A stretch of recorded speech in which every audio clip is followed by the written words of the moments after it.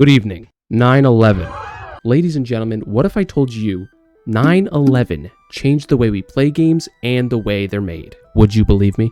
Well, I don't care if you do, because it's the truth. While the whole world changed after 9/11, the gaming industry changed with it. So how did this tragic day change games? Well, let's start off with some immediate industry reactions. Lots of games that were scheduled to release on 9/11 or shortly after were delayed. Even the marketing for some of these games were halted, especially violent games. These delays and straight up cancellations of some games were put in place due to the sensitivity of the day. These delays gave game companies some much needed time to alter their games. Many games at the time featured terrorism related themes, urban destruction, and or plane crashes. These were obviously big no-nos at the time. Also around this time, several games in development were either set in New York City or were based on New York City. All these factors had to either be changed in some way or were just completely removed. Obviously, nobody was in a very good mood around this time, and these companies didn't want to seem like they were trying to capitalize off the tragedy. This was back when gaming companies actually had some human decency about them.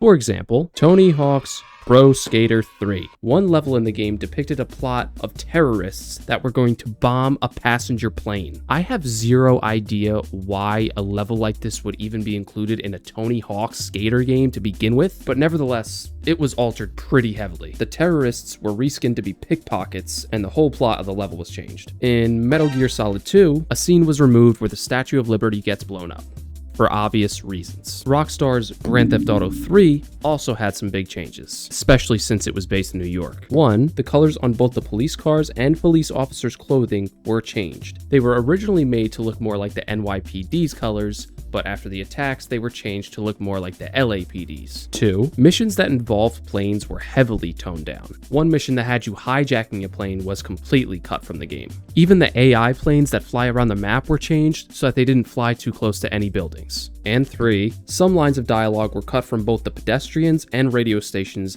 that contained some remarks of terrorism. While these three games I mentioned were altered, let's talk about a game that was completely canceled: Propeller Arena. I'm sure you could all guess by the name alone why this game was canceled. The game was set to launch September 19th, 2001. 8 days after 9/11. But after the attacks, Sega, the developers of the game, just thought it would be best to scrap the whole thing. Propeller Arena was essentially a dogfighting plane game that had levels that took place over big cities. Not ideal. I mean, just look at the original cover art.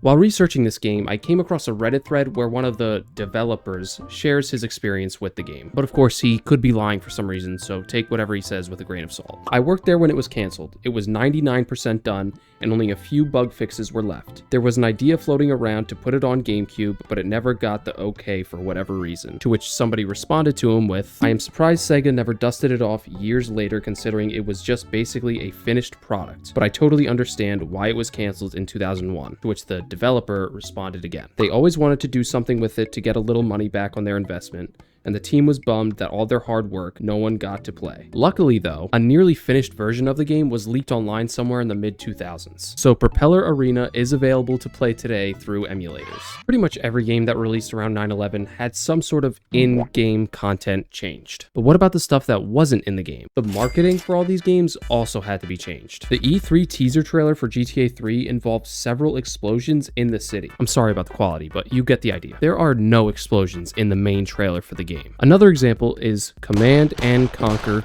Red Alert 2. While this game came out almost a year before the 9/11 attacks, the box art practically predicted the events of the day.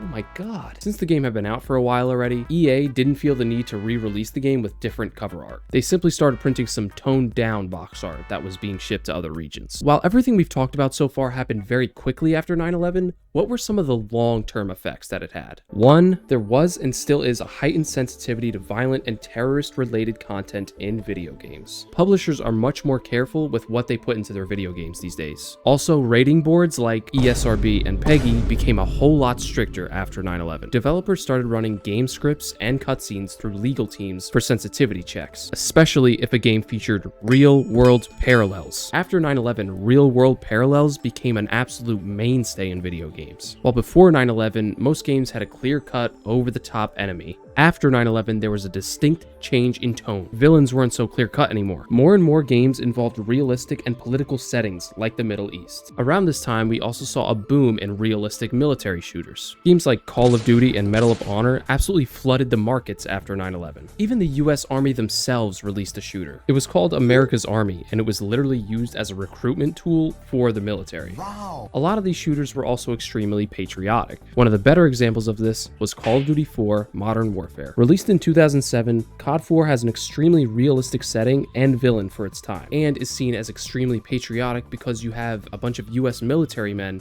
fighting in the Middle East. And a lot of shooter games, including Call of Duty, still follow this formula to this day. Shortly after 9/11, the Patriot Act was introduced. It basically helped prevent future terrorist attacks by keeping a closer eye on everybody. The ideas of mass surveillance and people losing their privacy directly led to the creation of games we still play today. Games like Watch Dogs and Tom Clancy's Splinter Cell series were inspired from the Patriot Act. All these tropes continued in video games up until about 2010, when developers started to use terror again as a main plot in their games. One example is COD Modern Warfare 2, when you, So how did 9/11 affect the gaming industry? 1. It made developers alter their games and truly made them think about what they were putting into their games. 2. Rating systems like ESRB and PEGI became a whole lot stricter. And 3. Games took on more realistic settings along with introducing politics into games. The point of this video is that 9/11 truly did affect the gaming industry in ways you've probably never even thought about. But when you take a step back and look at the big picture, it all makes a lot of sense. A lot of the games we play today and some of the games we'll play in the future are direct results